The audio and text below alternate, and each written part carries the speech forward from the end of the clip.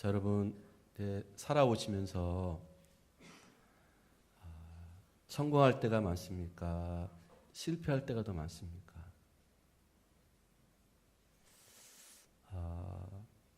아마도 이렇게 실패의 경우가 더 많지 않나 싶습니다. 자기 자신이 어떤 것을 결심했을 때 잘 지켜지지 못하죠. 이제는 내가 잘해보리라 하지만 또 여전히 제자리 걸음을 합니다. 그렇죠? 신앙생활도, 사회생활도, 또 학교생활도. 인간관계가 다 이렇게 원만하게 잘 되면 또 얼마나 좋겠습니까? 근데 그 와중에는 또 인간관계 실패도 있어요. 건강의 문제도 실패하고, 이 물질의 관계에 있어서도 우리가 많은 또 실패를 경험하기도 합니다.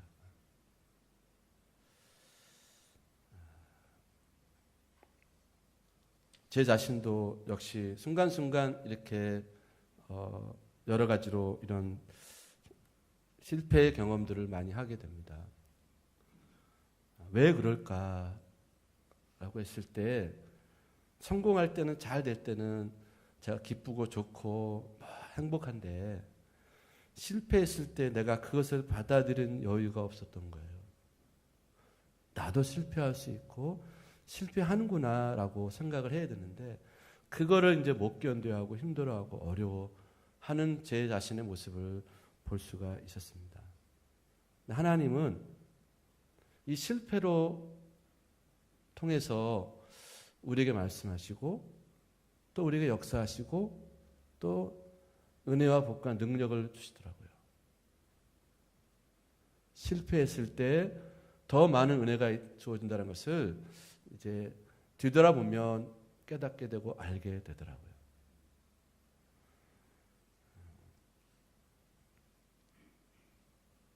실패의 여유가 없는 사람들에게 특징이 있다고 그럽니다.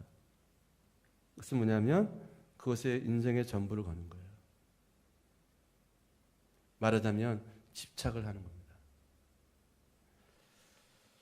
그 문제가 부분적이고 상당히 지나가는 그 어떤 일시적인 문제임에도 불구하고 나의 전부로 받아들이고, 내가 무너진다고 생각을 하고 내가 정말 끝이라고 생각을 한다고 합니다. 그러다 보니까 우리 인생이 행복할 틈이 없는 거예요. 그래서 우리가 실패를 대할 때 여유를 가져야 된다. 누구든지 가정, 사업, 인간관계에서 실패할 수 있다는 것. 그처럼 이 실패할 수 있지만 실망해서는 안 된다. 실패했는데 어떻게 실망이 안 되겠습니까? 사람인데요. 충분히 가능합니다. 그럴 때 우리가 평상시, 아니 그럴 때 우리가 생각할 수 있는 것은 뭐냐면요, 성경의 표현대로 빌자면은 눈을 들어 하늘을 바라보는 거예요. 나의 도움이 어디서 올까?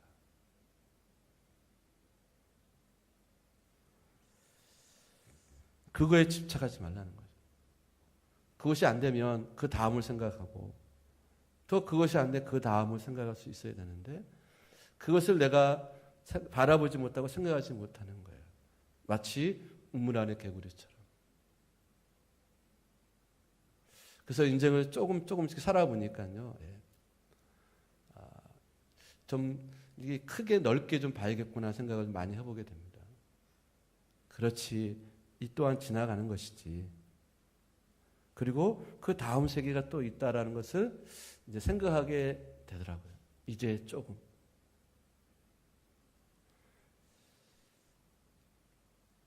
평소에 관심의 세계를 넓히는 겁니다. 그 사람에 대해서도 넓히고, 나에 대해서도 넓히고, 어떤 사건에서도 넓혀보는 거예요.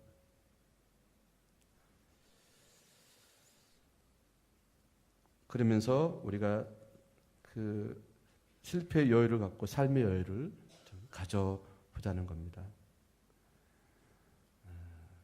관심의 영역을 넓힐 필요가 있다. 성공이란 많은 실패를 겪은 끝에 여러분 따라가는 건 아니겠습니까? 그러므로 우리는 실패 여유를 길러야 된다.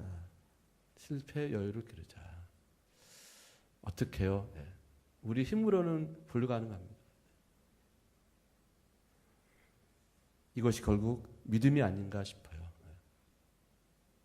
그 믿음을 가지고 어떤 시련 중에서도 내일의 소망을 가져야 된다. 그래서 제가 제 자신에게도 한번 생각해 봤습니다. 내가 이렇게 힘들어하고 못 견뎌하고 이렇게 여유를 갖지 못하고 이렇게 나의 허물 실수에 대해서 이렇게 여유를 갖지 못하는 것이 뭐가 있을까? 보니까 제 자신이더라고요. 예를 들면요, 저는 어떤 스타일이냐면요, 이렇게 우리 핸드폰을 사용하잖아요. 누가 문자가 왔습니다. 전화가 왔습니다. 카톡이 왔습니다. 밴드에 저에 관련된 문자가 왔다면은 저는 다음으로 못 미루는 사람이에요. 그러니까 제가 피곤해요.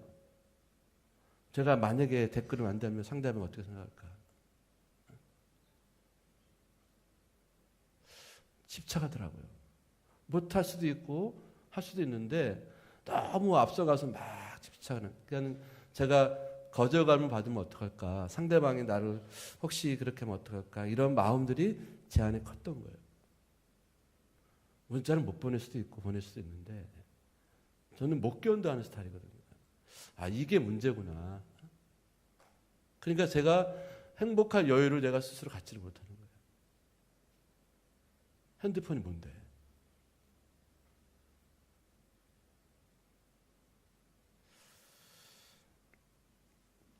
그러나 제가 이제 한 예를 든 거고요. 네. 그러나 이제 말씀으로 제가 또 이렇게 위로와 힘이 되는 것은 뭐냐면 잠언서 24장 16절 보시게 되면요. 네, 보실까요? 네.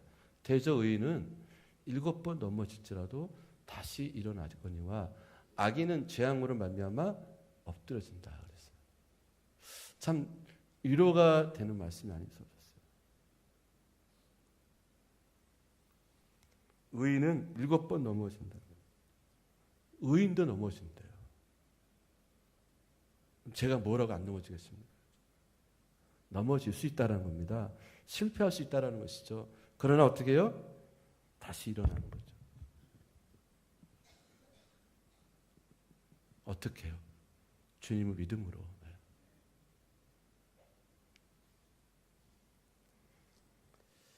중요한 것은 의인은 다시 일어나지만 악인은 다시 재앙으로 엎드러지는 겁니다.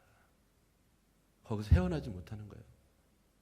거기서 아주 뭉개버려가지고 이제 벗어나지 못하는 거예요.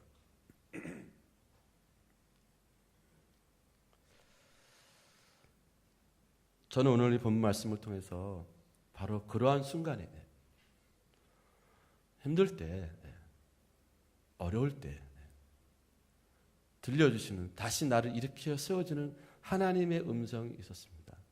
하나님의 말씀이 있었습니다.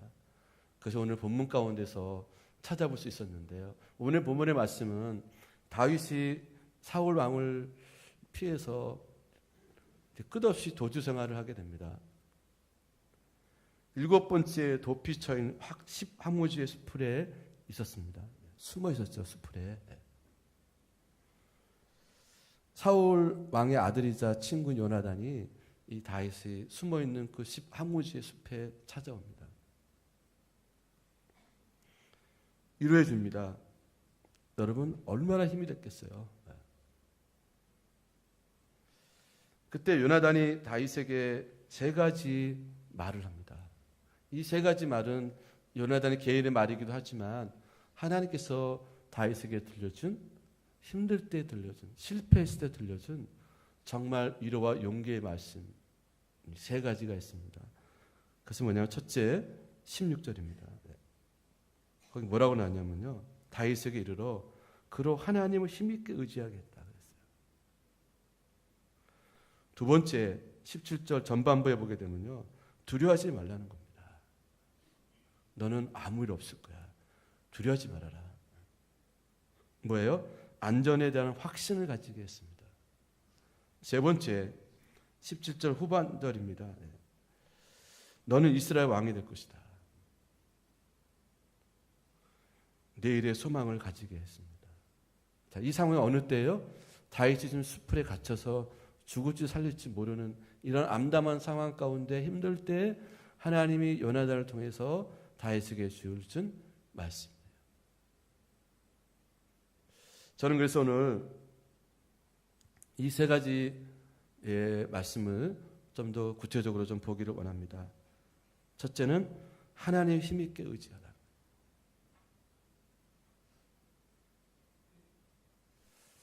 아까 장로님도 기도할 때 잠깐 그런 표현이 나오는데, 자, 내게 은혜 주시면 감사하고 아니면 말고가 아니라 좀 더 절실해지는 거예요. 내가 이 시간 하나님의 은혜를 받지 않고는 내가 살 수 없다. 나 거저갈 수 없다. 하나님 은혜와 사랑이 필요합니다. 간절하게 매달리고 사모하는 거예요. 힘있게 의지하는 겁니다. 여러분, 모든 일들은 내가 하기에 달려 있어요. 그것이 모든 사람의 관련도 마찬가지, 일의 관련도 마찬가지고 신앙의 관련도 마찬가지예요. 내가 어떻게 하느냐에 따라서 그 열매는 나에게 주어지는 겁니다. 하나님을 의지하는데 힘있게 의지하는 거예요. 내가 가지고 있는 백그라운드, 돈, 직장, 명예, 여러분이 노후에 살만한 준비는 돈, 보험, 집, 차 이런 게 아니고 나는 아무것도 없다. 나 주님 아니 못 산다. 이런 절박함과 절실함을 갖고 의지하라는 거예요. 아쉬울 때만 찾아와서 저는 살려주세요가 아니라 내가 삶으로 주님 앞에 매달리는 거예요. 요나단은 다윗에게 지금 그것을 하게 했다는 거예요. 아마 여기 자세히 나오진 않지만 여러 가지 권면과 기도, 은혜의 말씀을 나눴을 거예요. 지금 이 중리산에 벌벌 떨고 있는 다윗을 찾아와서 요나단이 할 수 있는 일은 먼저 그거를 하고 있는 거예요.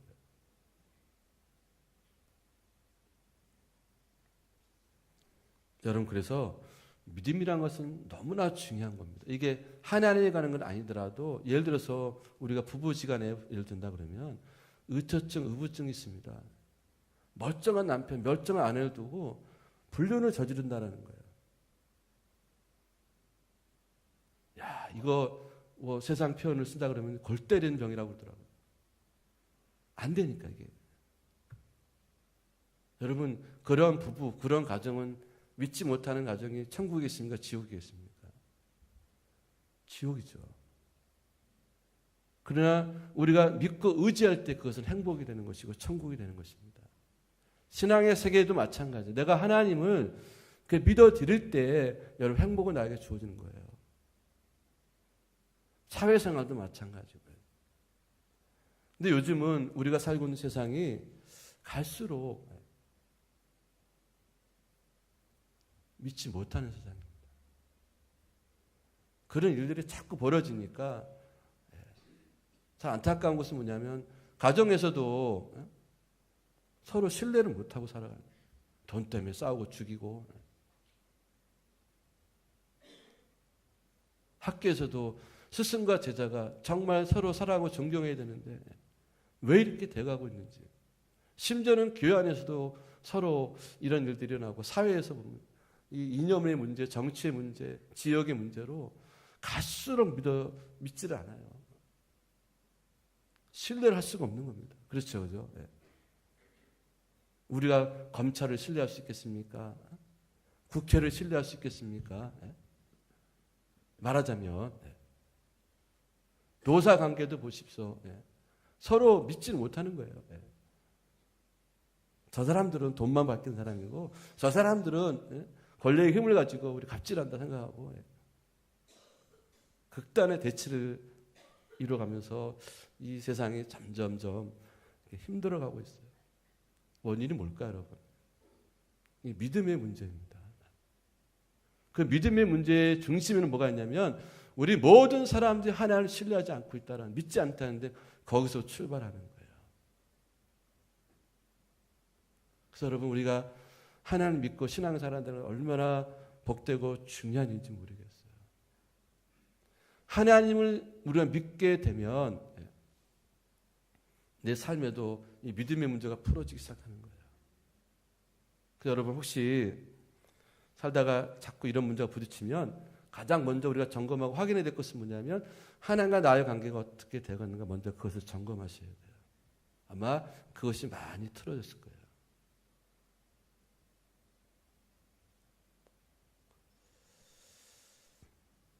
사람에게 가장 중요한 것은 뭐냐면 믿음의 문제입니다. 특별히 하나님에 대한 믿음을 가지는 것입니다. 그래서 하나님을 힘있게 의지하려면 우리가 두 가지 사실을 기억해야 되는데요. 첫째는 먼저 내가 이 무능한 존재임을 알아야 됩니다. 나는 실패할 수밖에 없는 사람이라는 것. 기세 등등하고 기에 모든 것이 자신감 갖는 것도 좋은데요. 그게 너무 충만하게 되면 교만하게 되거든요. 자, 여러분, 골짜기의 물은 높은 골짜기 있고 낮은 골짜기 있는데 물은 어디에 고이게 되어 있나요? 높은 골짜기에 고이는 것이 아니라 낮은 골짜기에 물이 고이는 겁니다. 우리의 마음도, 우리 심령도, 우리 믿음도 낮아져야 거기에 물이 고이는 겁니다. 믿음의 물이 고이는 거고 거기 하늘의 복이 고이는 겁니다. 내가 하나님 앞에 무능한 존재임을 깨닫는 바로 그 순간에 하나님의 능력이 나타나는 겁니다.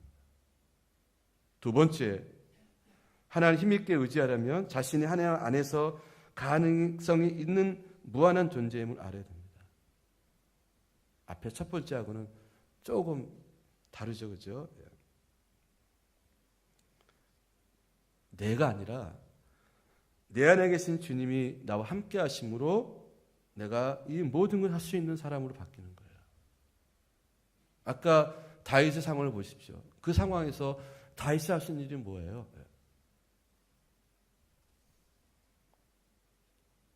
아무것도 없습니다. 그저 처분만 바랄 수밖에 없는 거예요. 죽느냐 사느냐. 근데 여러분, 하나님을 힘있게 의지하게 되면 그 불가능이 가능으로 바뀝니다. 이제 그 얘기는 뒤에 좀 말씀을 드리겠는데요. 자, 그게 우리가 하나님 믿는 이유 중에 하나일 겁니다. 나는 할 수 없지만 하나님 할 수 있다는 그 믿음으로 우리가 나아가는 겁니다. 자, 두 번째 우리가 그 요나단이 다윗에게 줬던 그 말씀은 뭐냐면은 두려워하지 말라는 겁니다. 안전에 대한 확신을 가졌습니다. 참 우리나라가 요즘에 참 남북 문제로 참 여러 가지 참 일들이 참 많이 일어나고 있습니다. 과연 우리 대한민국의 안전은 어디로 오는 건가? 미국으로부터 올까요? 일본으로부터 올까요? 중국으로부터 올까요? 북한으로부터 올까요?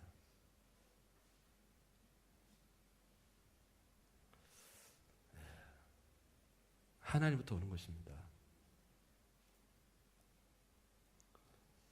오늘 말씀 보게 되면 이 다윗이 도피 항로 중에서 큰 위험에 처했다고 그랬습니다.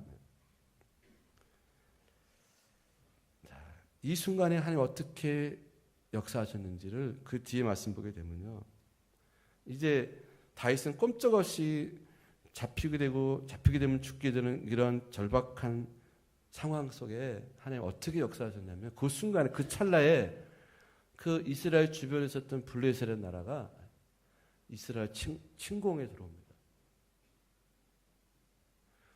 이제 사울 왕이 다윗을 죽이려고 이제 다가가는 그 순간에 전령이 막 말을 타고 달려오는 거예요.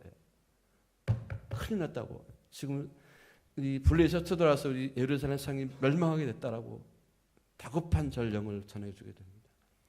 사울 왕이 다윗을 죽일 수 있는 그 순간에 돌이킵니다. 그리고 이제 블레셋과 전쟁하러 나가게 됩니다. 자, 여러분, 상상 누가 했겠습니까? 이런 일을. 이렇게 하나님이 우리를 지켜주셨다는 거예요. 우리가 모르게 알게 하나님의 손길이 우리 삶 가운데 뻗쳐서 지금까지 우리가 여기까지 올 수 있을 이유는 바로 배후에 우리를 도우시고 우리를 지켜주시는, 우리를 안전하게 하시는 하나님의 은혜가 있었다는 거예요. 여러분 개인적으로 한번 인생을 되돌아보세요. 그 순간에 그 찰나가 있었습니다. 저는 가끔 운전하다 보면 앞에서 사고 나는 걸 봅니다. 차가 확 뒤집어져 있어요. 만약에 제가 1분만 일찍 갔으면, 지나갔으면 내가 그 자리에 있었을 거는 거죠.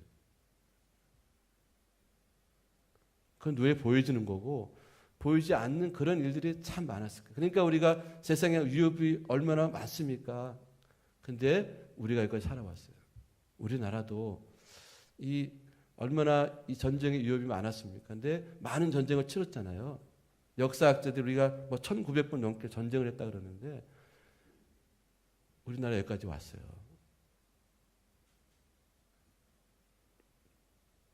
이게 여러분 당연한 겁니까? 자연스러운 건가요? 아닙니다, 여러분. 하나님 우리를 지켜줬다는 거죠. 그래서 오늘 본문 28절 보게 되면은 그곳 이름을 셀라 하마누곳이라 이름을 칩니다. 하나님 위기의 순간에 지켜줬다. 그러면 여러분, 우리가 사방에 우겨쌈을 당해도 걱정할 필요가 없다. 우리가 보통 그런 얘기 하잖아요. 저 사람은 왜 저렇게 그럴까? 믿는 구석이 있는 거죠. 우리 믿는 구석이 뭡니까? 바로 하나님이죠.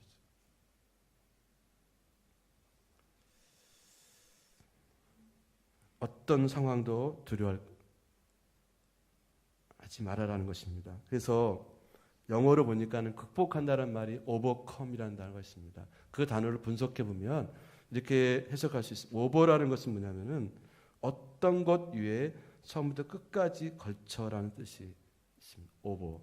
come이라는 것은 온다라는 거잖아요. 그죠? 이걸 종합해 보면 우리 위에서 하나님의 능력이 내려와서 우리의 삶 전반에 걸쳐 있는 어떤 상황도 극복할 수 있다는 거예요. 하나님이 우리 가운데 내려오심으로 우리가 어떤 상황도 극복할 수 있다. overcome.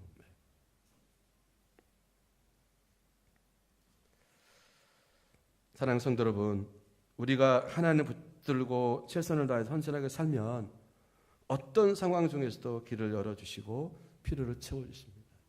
저는 여러분에게 자신 있게 말할 수 있습니다. 주의 종들이 또 헌신자들이 왜 이렇게 하나님 은혜로 사냐면요, 하나님께 헌신되어 있기 때문에 그래요.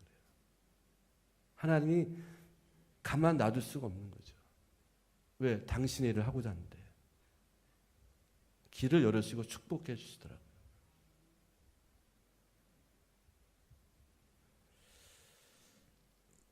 자, 여러분, 우리가 주님을 신뢰하고 믿을 때, 주님께 우리가 들어줬을 때 우리는 안전이 우리에게 보장된 사람들입니다. 두려워하지 말아라. 성경을 보십시오, 여러분. 두려워하지 마라. 내가 너와 함께하리라. 세상 끝날까지 내가 너와 함께하겠다라고 우리 주님 말씀해 주셨습니다. 세 번째로 요나단이 다윗에게 말한 것은 뭐냐면 내일의 산소망을 가지게 했다라는 거예요. 아무리 봐도 우리는 부족한 게 많습니다. 여러분 중에서 나는 건강에 자신 있습니다. 손 들어보십시오. 나는 자녀들을 양육하면서 나는 성공할 수 있습니다. 확신할 수 있는 손 들어보십시오. 직장생활 나는 잘할 수 있습니다. 손 들어보십시오. 없을 거예요. 저도 먹게 자신이 없습니다. 그렇지만 우리가 소망을 갖는 것은 뭐냐면 하나님이 계시기 때문에. 저는 생각해요. 나는 이거 없으면 내가 어떻게 살까? 아마도 세상 흘러가는 대로 그냥 막 살았을 것 같아요. 근데 제가 믿음 생활 했다는 걸 얼마나 감사할지 모르겠어요.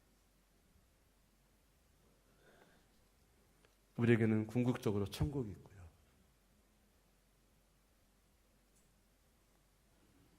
우리 삶 가운데 그때그때마다 우리를 도우시고 정말 우리 가운데 절망 가운데 힘들었을 때 찾아오셔서 이렇게 힘주시는 하나님. 아까 7번 넘어진다고 그랬는데 넘어져 다시 이렇게 세우신 하나님. 그 누구도 할 수 없는 하나님이 좀 크고 비밀한 은혜가 있습니다. 그래서 여러분, 우리는 어떤 경우도 절망하지 말아라. 옛날 어른들이 그랬습니다. 자고로 머리가 좋아야 돼. 그래서 IQ가 높은 게 최고로 쳐줬습니다.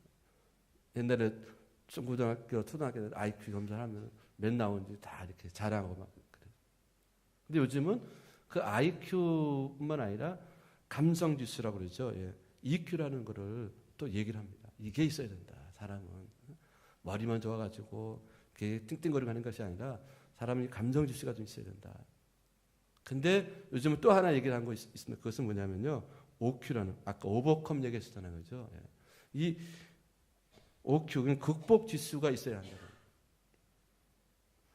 어떤 어려움에도 극복할 수 있는 그런 힘과 능력과 자신감이 있어야 한다.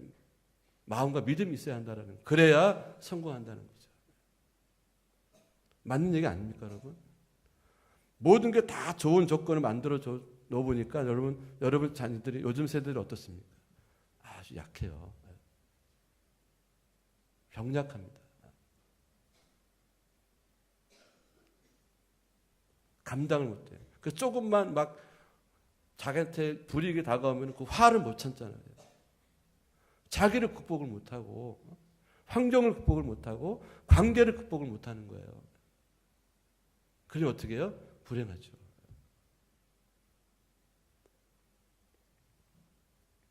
우리가 역사 이래로 이렇게 잘 사는 시대가 또 있었습니까? 우리 대한민국이. 근데 가면 갈수록 어떻습니까? 절망한 사람들이 많아지고 있습니다. 무엇이 문제인가? 상대적인 박탈감의 문제라고 얘기를 합니다. 살다 보면 이 상대적 박탈감이 있지만 그 상대적 박탈감을 이길 수 있어야 하는 것인데 바보처럼 항상 남 탓만 하는 것은 우리 자신의 어리석음과 나약함을 증폭시킬 것뿐이다라는 것이죠.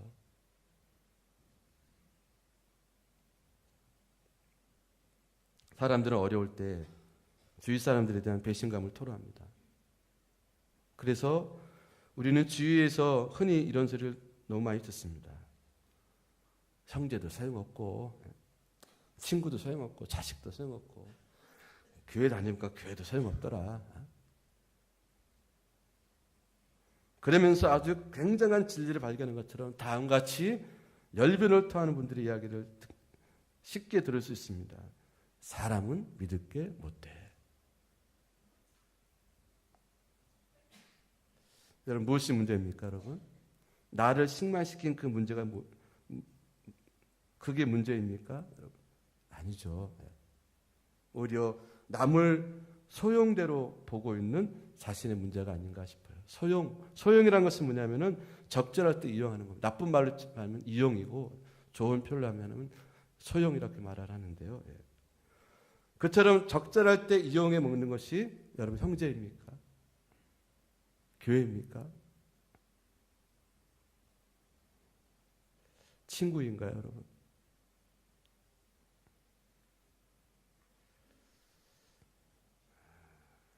여러분 적절할 때 이용해 먹으라고 자식을 키웠나요? 그것이 아니라 그러면 형제도 소용없고 친구도 소용없고 교회도 소용없고 자식도 소용없다는 말을 할 필요가 없습니다. 사실 그런 말이 자신의 입에서 나온다는 것은 그 자체가 자기 중심적인 성향을 가지고 있다는 것을 드러내는 거예요.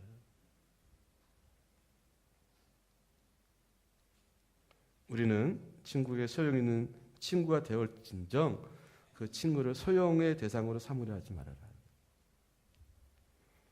우리는 교회에 소용 있는 아름다운 성도가 될지언정 교회를 소용의 대상으로 삼는 아름답지 못한 성도가 되지 말아야 된다. 어차피 우리는 사람이나 세상을 믿고 살지 않았습니다. 그러므로 우리는 앞으로 누구는 소용없어라는 말을 최대한 피해야 됩니다. 그 말은 자기 자신의 수치를 보여주는 부끄러운 고백이 될 수 있기 때문에 그렇습니다.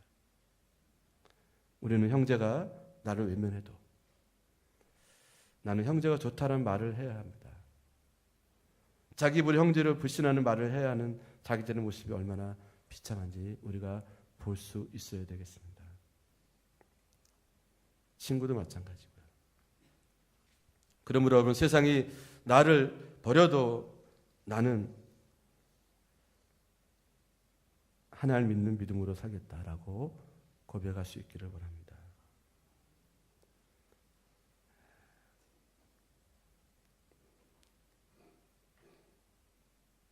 행복의 원인은 사람과 세상 가운데 있는 것이 아니고 바로 하나님께 있다라는 것을 우리가 믿기를 원합니다. 행복의 원인은 사람에게 있다는 환상을 우리가 버리고 행복의 원인은 하나님께 있음을 우리가 고백하며 나아가기 원합니다. 여러분 그래서 우리는 희망이 없다라는 말보다는 희망이 있다라는 말을 많이 할 수 있기를 바랍니다. 인생이란 이렇게 보면 항상 기쁨, 슬픔, 즐거움 그리고 낙심이 혼재되어 있습니다. 이럴 때 우리는 우리가 기대하는 것보다 훨씬 더 일이 잘 될 수 있고 또 어떤 때는 우리가 기대하는 것보다 일이 더 실망스러울 수 있을 것입니다. 그런 모든 상황에서 무엇보다 더 중요한 것은 뭐냐면 변함없이 하나님을 믿고 하나님 우리를 도우실 거라는 확신을 갖는 겁니다.